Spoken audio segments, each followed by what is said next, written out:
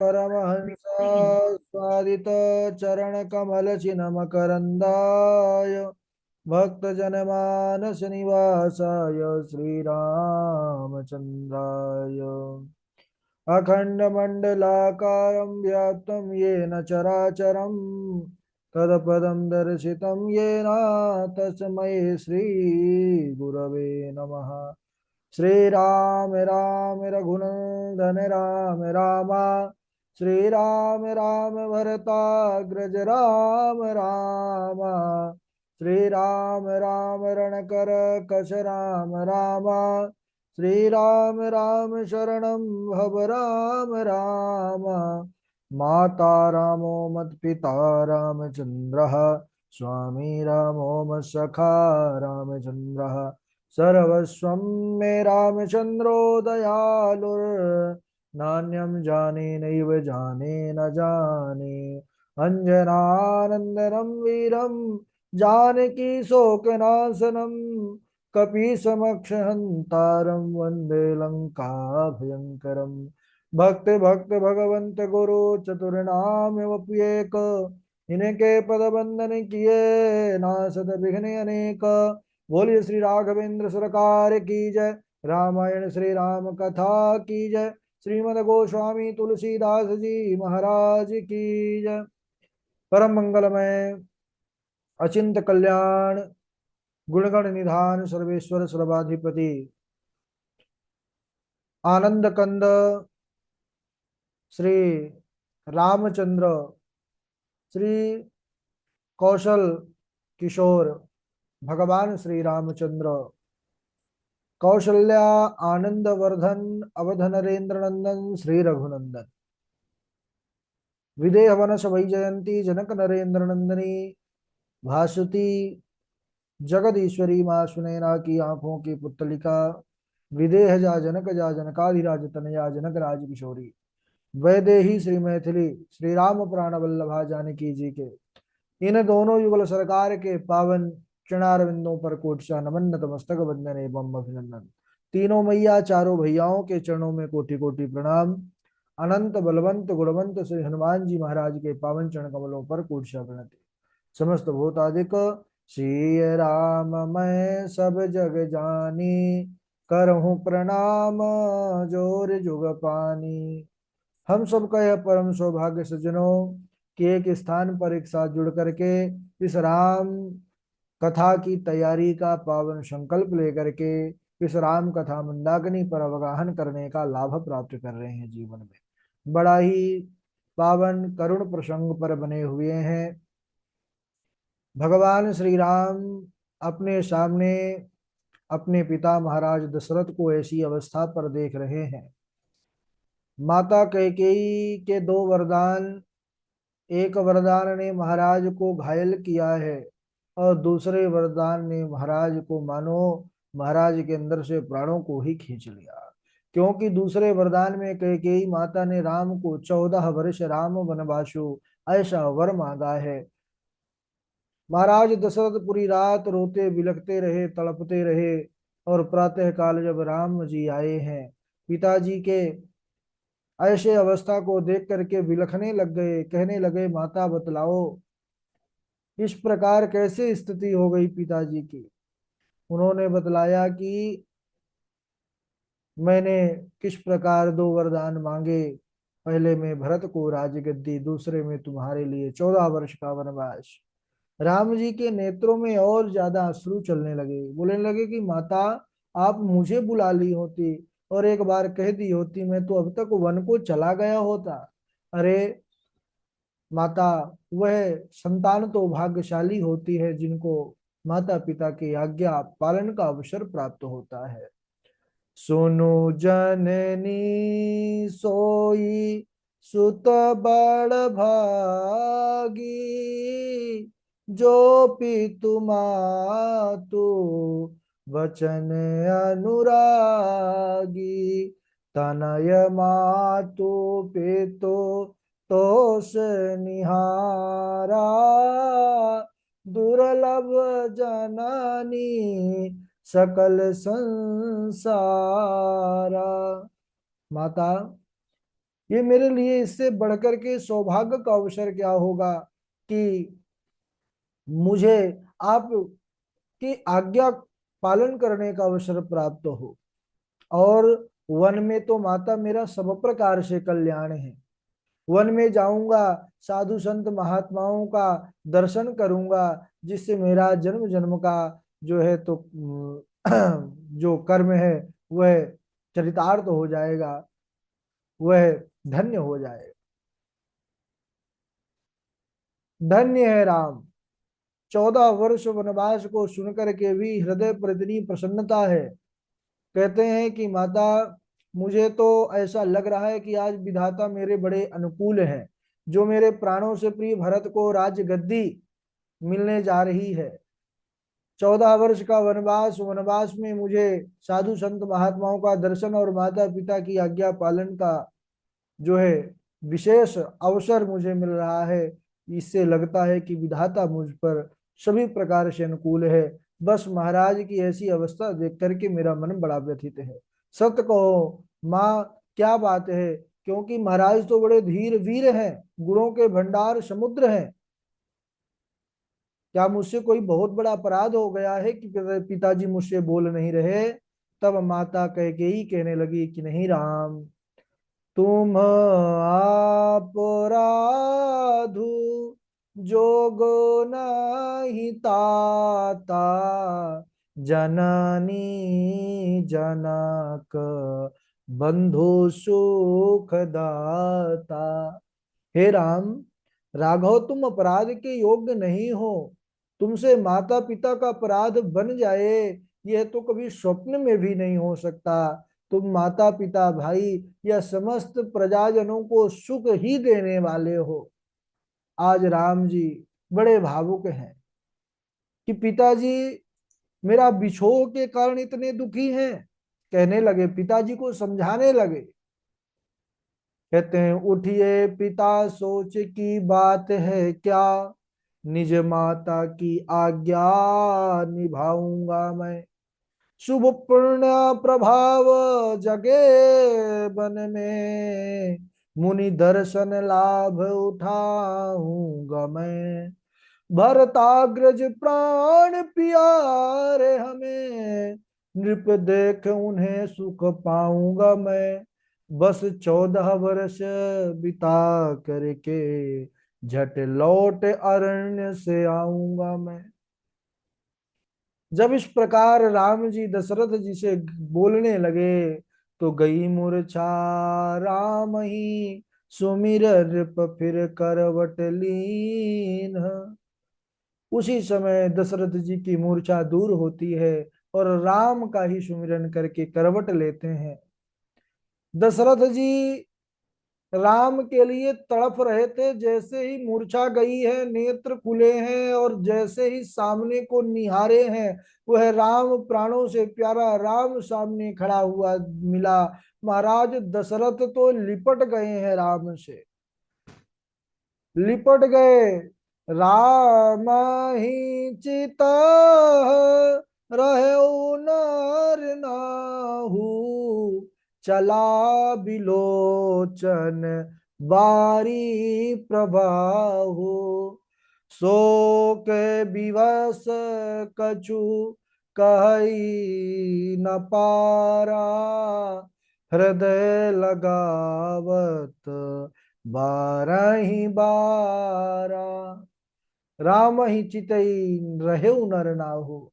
जैसे ही राम जी को देखा है महाराज दशरथ ने, और रो तो पहले से रहे हैं, लेकिन चला विलोचन वारी प्रवाह हो, और प्रवाह हो गया आंखों की अश्रुधारा में। शोक विवश कछु कहे न पारा, कुछ कह नहीं पा रहे, बस हृदय लगावत बार ही बारा, बार बार अपने हृदय से राम को लगा रहे हैं। मन ही मन विधाता से मना रहे हैं कि राम जी वन में ना जाएं। कहने का भाव यह है, विधि मनाव, बार बार विधाता से मना रहे हैं कि हे ब्रह्मा जी, कुछ ऐसा कर दो, राम जी की बुद्धि ऐसा कर दो कि राम मेरी आज्ञा का पालन ना करे, वह घर पर ही रहे, मेरे सामने रहे, संसार भर में चाहे मेरी अपकीर्ति हो, मुझे हजारों वर्षों तक नरक की यातना भले ही भोगनी पड़ जाए, मुझे सब दुसा दुख मुझे दे देना प्रभु, लेकिन मेरी राम को मेरे आंखों से ओट मत होने दो, मेरे राम को मेरे आंखों से ओट मत होने दो। राम जी पिता, राम जी तो अंतर्यामी हैं, सब जानते हैं, घट घट वासी हैं। भगवान राम ने बड़े सहजता से महाराज दशरथ को समझाया है, पिताजी आप बिल्कुल चिंता मत कीजिए, मन में दुखी मत होइए, धैर्य धारण कीजिए। जितना धैर्य धारण करा रहे हैं प्रभु राघव, उतना ही महाराज दशरथ फूट फूट कर रो रहे हैं। कहने लगे, मैं जानता था कि मेरा राम मुझसे एक शब्द नहीं पूछेगा कि मुझे वन में क्यों भेजा जा रहा है। हे विधाता, मेरे राम को मेरे आंखों से उलट मत होने दो। हे भगवान शंकर, इस प्रकार वह विधाता को बार बार पुकार रहे हैं। भगवान ने कहा कि पिताजी आप धीरज धारण कीजिए, बस 14 वर्ष की तो बात है, आपके आशीर्वाद से यह अवधि बहुत जल्दी पूर्ण हो जाएगी और फिर मैं लौट करके आपका दर्शन प्राप्त करूंगा। मुझे आज्ञा दीजिए, मैं वन में जाऊं और आप से आज्ञा लेकर मैं माता से आज्ञा लूंगा और चलते समय एक बार पुनः आपके चरणों में प्रणति निवेदित करूंगा। इस प्रकार महाराज श्री रामचंद्र भगवान वहां से जाते हैं। राजा शोक के वशीभूत होने के कारण कुछ उत्तर नहीं दे पा रहे, कुछ वचन उनके मुख से नहीं निकल रहा। अब इधर नगर में यह बात हवा के जैसे फैल गई कि राम को 14 वर्ष का वनवास दे दिया गया। सारी प्रजा के रोम रोम पुलकित तो हो रहे थे। यह मन में संकल्प सबके था कि राम को हम राजा बनते हुए प्रातः काल देखेंगे। लेकिन जैसे ही यह बात फैली है अवध में कि राम 14 वर्ष तपस्वी के वेश में वन पर जाएंगे, मानो महाराज सब प्राणहीन हो गए। जैसे बिजली गिरने पर वृक्ष झुलस जाते हैं, ऐसे ही बच्चे से लेकर बूढ़े तक सब झुलस गए महाराज, विकल हो गए। इधर राम जी माता कौशल्या के पास पहुंचे हैं। सज्जनों दर्शन कीजिए, रघुवंश की इस माँ का चरित्र बड़ा अद्भुत चरित्र है। माता कौशल्या, माता कौशल्या आज इतनी प्रसन्न है। एक माता के जीवन में इससे बड़ा सौभाग्य का दिन क्या होगा कि उसके पुत्र को कोई विशेष सम्मान मिले। आज प्रभु राम राजा बनने जा रहे हैं, माता कौशल्या के हर्ष का, प्रसन्नता का ठिकाना नहीं है। आज बड़ी मगन है कि मेरा लाल राजा बनेगा। सुबह से ही उठ करके वह प्रभु नारायण की पूजा अनुष्ठान पर व्यस्त हैं। इधर राम जी आए हैं।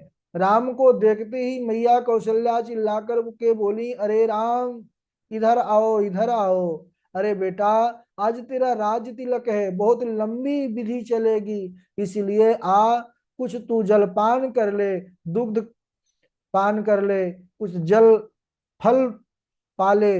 इस प्रकार माता का हृदय है, माता करुणा से भरी होती है।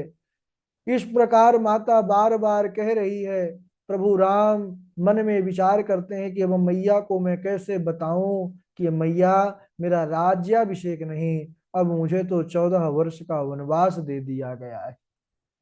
राम जी आए हैं और माता के चरणों में दंडवत प्रणाम किए हैं। मैया कौशल्या ने प्रभु राम को उठा करके अपने हृदय से लगा लिया है और बार बार मैया मुख चूम रही हैं। प्रभु राघव हाथ जोड़ करके माता से कहने लगे, मैया मैं एक निवेदन करूं आपसे। कौशल्या ने कहा, हाँ बेटा बोलो, क्या कहना चाहते हो। राघव जी कहने लगे बड़े सहज भाव से, भैया पिता दीन्हि मोहि कानन राजू, जहाँ सब भांति मोर बड़ काजू। आय सुदेहि मुदित मन माता, अजहि मुद मंगल कानन जाता। पिता दीन्हि मुहि कानन राजू, जहाँ सब भांति मोर बड़ काजू। भैया, पिताजी ने मुझे वन का राज्य दे दिया है। अयोध्या का राज्य बड़ा छोटा है ना, और वन में बड़ी व्यवस्था बिगड़ी हुई है, इसलिए वहां मेरे बिना काम नहीं बन सकता। इसलिए वन का बड़ा राज पिताजी ने मुझे सौंप दिया है। 14 वर्ष में वन में जाऊंगा, और इधर अयोध्या का छोटा सा राज्य भरत को महाराज दिए। जब इस प्रकार बड़े प्रेम से, यद्यपि भगवान राम की बड़ी सहज और मीठी वाणी है, लेकिन बाबा तुलसीदास जी लिखते हैं कि यह मीठे वचन माता कौशल्या को वज्र के समान लगे हैं, बाण के समान लगे हैं।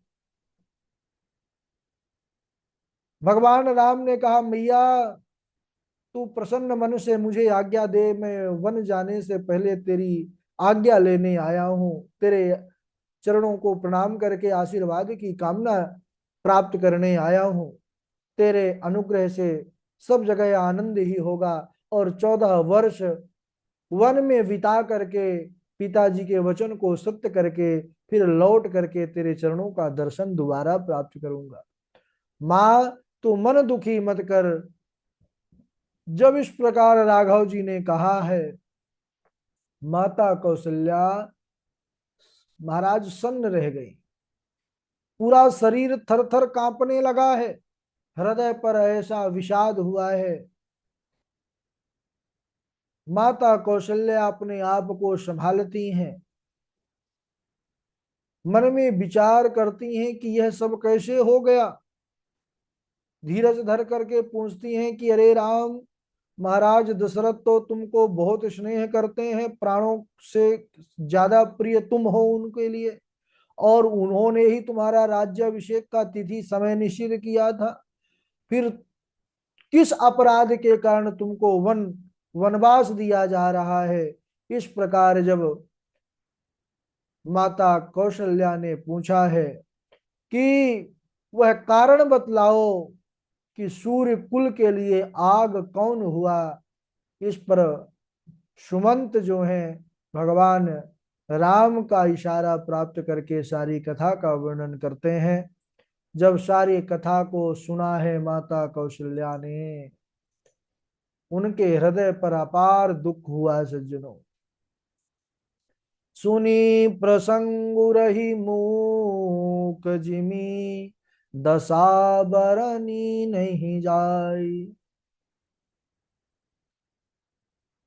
यह सुनकर के पूरी घटना का वर्णन किस प्रकार के कि माता ने दो वरदान, दो वचन के कारण यह सारी घटना को अंजाम दिया, सुन करके सन्न रह गई, मुख से वचन नहीं निकला। ना तो राघव जी को जाने के लिए कह सकती हैं, और ना ही उनको ना जाने के लिए कह सकती हैं, ना उनको रोक सकती हैं, क्योंकि दोनों में उनको बहुत ज्यादा पीड़ा है। दोनों हृदय को संताप और कष्ट देने वाला है। धर्म और स्नेह ने बुद्धि को घेर लिया। बेटे को रोकने से धर्म जा रहा है, और बंधु विरोध ऊपर से मोल मिल रहा है, और जाने को कहती हैं तब भी बड़ी हानि हो रही है। क्यों? क्योंकि अगर जाएंगे तो वह जानती हैं कि अयोध्या नाथ के यह प्राण हैं, जाएंगे तो सब पूरी अयोध्या उजड़ जाएगी। तो महाराज बड़ी विकल हो जाती हैं, और उनके मन में कई प्रकार के जो घटनाएं हैं, जो घटने वाली हैं, वह पहले से ही मन में आ गई। माता कौशल्या फिर भी धर्म को, धर्म के पक्ष को मजबूत करते हुए राम जी से कहने लगी कि हे राम, अगर केवल पिता की आज्ञा होती कि तुम 14 वर्ष वन में जाओ, तो मैं तुमको जाने से रोक लेती, क्योंकि जितना पुत्र पर पिता का अधिकार होता है, कहीं उससे ज्यादा एक माता का पुत्र पर अधिकार होता है। लेकिन इसमें तेरी कैकेयी माता का भी आज्ञा है, उनकी भी सन्मति है। तो जब माता और पिता दोनों का वचन है तो फिर तुमको मैं अब रोक नहीं सकती। हे राम, कैकेयी तेरी सौतेली माता नहीं है। धन्य है माँ कौशल्या, धन्य है इस रघुवंश की माँ के चरित्र। हे राम, कैकेयी तेरी सौतेली माता नहीं है। अरे वह तो सगी माता से जन्म भले मैंने दिया है, लेकिन सबसे ज्यादा दुलार तुझे कैकेयी ने ही दिया है। तेरा बचपन पूरा उसी के गोद में बीता है। इसलिए केवल तेरे पिता की आज्ञा नहीं है, माता की भी आज्ञा है। तो माता पिता दोनों की आज्ञा है तो बेटा तुझे वन जाना चाहिए। क्यों? जो केवल पितु आया सुताता, तो जानी जाहु जानी बड़ी माता। जो पितु मातु कहो बन जाना, तो कानन सत अवध समाना। अगर केवल पिता की आज्ञा होती तो मैं रोकने का अधिकार रखती थी, लेकिन माता पिता दोनों की आज्ञा है तो हे पुत्र तुम वन को ही जाओ। क्यों? तो कानन सत अवध समाना। अगर तुमको माता पिता की आज्ञा मिल गई है तो वह वन भी तुम्हारे लिए सैकड़ों अयोध्या के समान है। वन के देवता ही तुम्हारे पिता होंगे, वन देवी ही तुम्हारी माता है, वहां के पशु पक्षी यह सब तुम्हारे परिवारजन होंगे, सेवक होंगे। राजा के लिए तो अंत में वनवास ही उपयोगी होता है, लेकिन बस तुम्हारी यह सुकुमार अवस्था देख करके मन में बड़ा दुख होता है। इस प्रकार माता कौशल्या ने प्रभु राघव को आशीर्वचन दिया है और आज्ञा दिया है।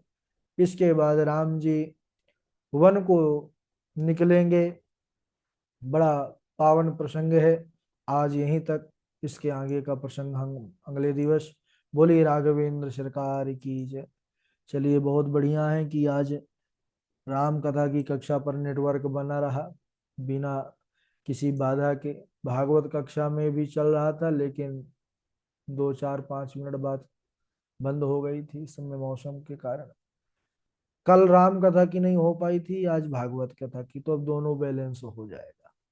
चलिए, बारी बारी से श्लोक सुनाएंगे। सर्वप्रथम हमारे वाजपेयी जी हैं, देवेश जी हैं, और नेहा पाठक जी हैं, नैना किशोरी जी हैं, पूर्वी जी हैं, सुष्मिता जी हैं, चेतना देवी जी हैं, नियति जी हैं, है ना। चलिए, पावनी जी हैं, स्वागत है। राधे राधे गुरु। राधे राधे। के कई सुना सुत के कई सुता सुनत कटुबानी, कही न सकहीं कछु सहम सुखानी।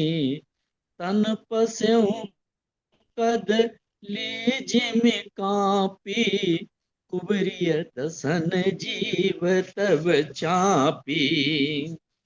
तुय वरदान भूप सन थाती, मांगहु आज जुड़ावहु जाति।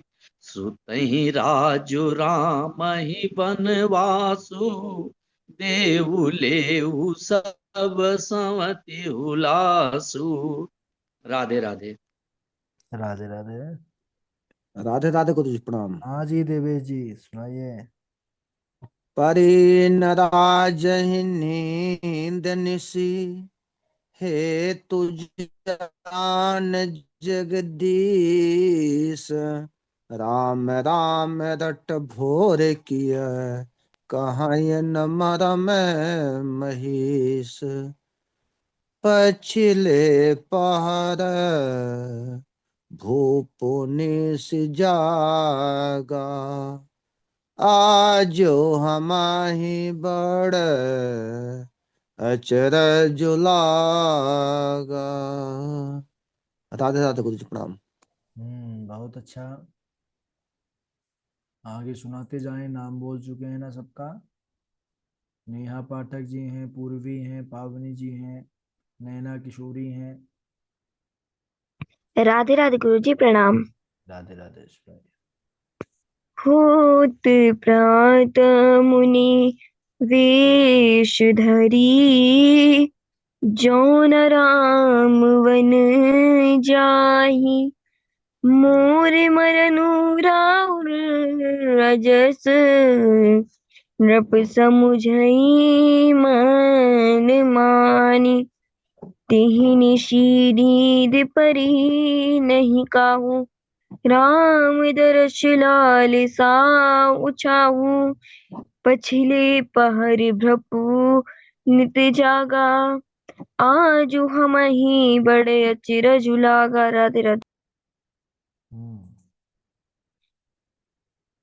और सुनाए कौन है?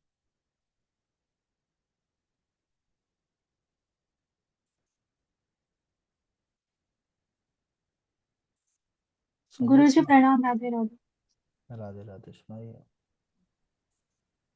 सुनो जननी सोई सुतो बड़ भागी, जो पितु मातु बचन अनुरागी, तनय मातु पितु तोष निहारा, दुर्लभ जननी सकल संसारा। राधे राधे गुरु जी प्रणाम। जय श्री राधे राधे गुरु जी। राधे राधे सुनाइए। राम कथा जी सुनत अभाही, रस विशेष जाना तिन्ह नाही, जो चेतन कह जड़ करहि, जड़हि करे चेतन्य, अरु समर्थ रघुनाथ कही, भजहि जीवते धन्य। राधे राधे गुरु जी। राधे राधे। और कौन है भाई? सुनाते जाएं। राधे राधे गुरु जी। राधे राधे सुनाइए। दीप मनोहर मानि मैं नाना, जाइन बरनी चित्र बिताना, जेहि मंडप दुल्हिन बैदेही, सोबर ने हसी मत कवि केही, दूत अवधपुर पठवहु जाई, आनहि नृप दशरथ ही बुलाई, मुदित राउ कही भले ही कृपाला, पठय दूत बोलीते ही काला। राधे राधे गुरु जी। राधे राधे।